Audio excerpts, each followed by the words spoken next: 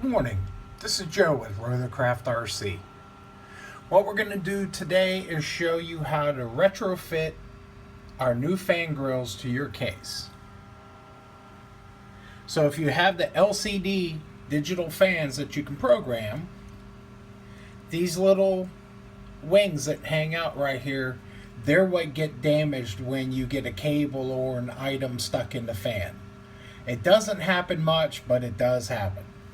So what we have now is a clear acrylic RC square fan grill, and will actually mount over the fan so you can still see the print through it, but it's going to protect your fan. And what you'll get in the kit is 2 of these clear acrylic grills and the stainless hardware to put it on. And we're going to show you how to do that today. So the first thing we're going to do is we're going to get the deck out of the case. So we pull the perimeter screws out, and then we can lift the deck out of the case. We need to access the bottom of the deck. So what you have is you have the fans that are on the bottom of the case. And what we're going to do is we're going to remove the screws from the top, and we're going to come all the way through with the long stainless hardware. And then we're going to put a nut here on the back side to hold it. Now the nuts that we're using right now are just regular nuts. So please put a drop of Loctite on each one. We used the red Loctite. We put the Loctite on after we cinched the nut down. But we do have locking stainless lock nuts coming with the nylon lock on it. And when we get those in, then it'll make it a lot easier for you. So the tools that you'll need, just a number 2 Phillips drive screwdriver and a 2mm Allen hex drive, whatever you choose to call it. What we're going to do is we're going to remove these 4 screws with the number 2. Now I'm over explaining this, but most people that are going to be doing this are bright enough to know without directions how to do what we're about to do. Now that the fan screws are removed, I have a box holding the fan up so it doesn't flop down. And what we're going to do is we're going to take the acrylic piece, lay it on there, and then we're going to drop the screws in. Like I said, they're a number 2 hex drive stainless steel screw. You don't have to worry about them rusting. Then we'll put the nuts on from underneath, tighten them down, and we're good to go. Now before I snug all 4 of my fasteners down, I want to show you something here. The 308 Duo and the 406 Duo, they're tapered. When we CNC the deck, we CNC a tapered hole. This is not perfectly square. We matched the charger to give it that nice snug fit. Now you're going to have to split the difference on the grill.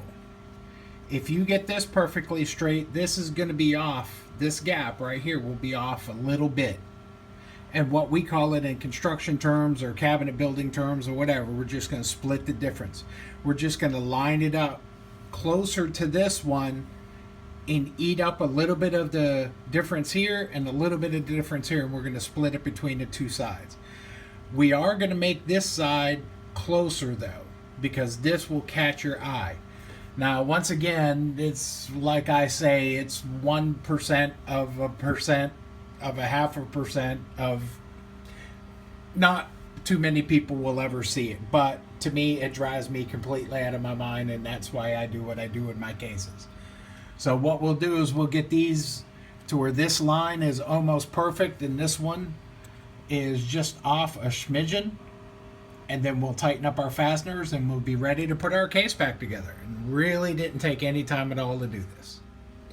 And because of heat and vibration and stuff like that, we don't ever want anything loosened up. So I always take my red Loctite and I put it on after I put the fasteners in.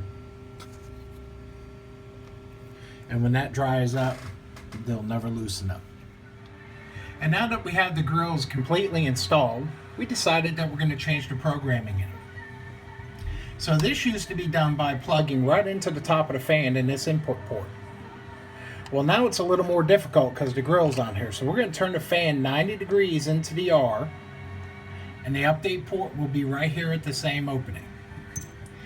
And the pins that we used to plug into it were at a 90 degree. And so what we're going to do is we're going to deduct a little bit of that angle. And we're going to straighten them up just a little bit. And by doing this, it gives us the ability to reach right in there to the fan through the R. And then all we do is hit burn and update the new program. Do the same thing on the second one, and we're good to go.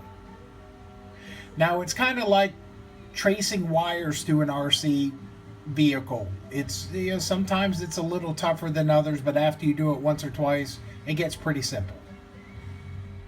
And now we've completed programming on both fans. We're going to go ahead and plug it in.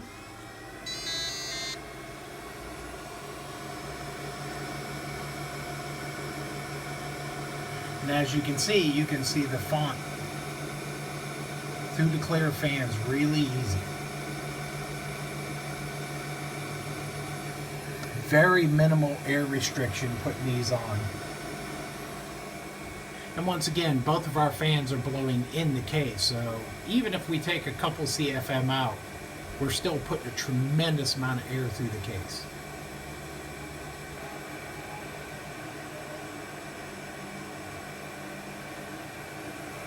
This has been a Rotorcraft RC production. Thanks a lot and have a great day. And because we opened up a case and unplugged the service wires and everything, when we put everything back together, we always do a test charge.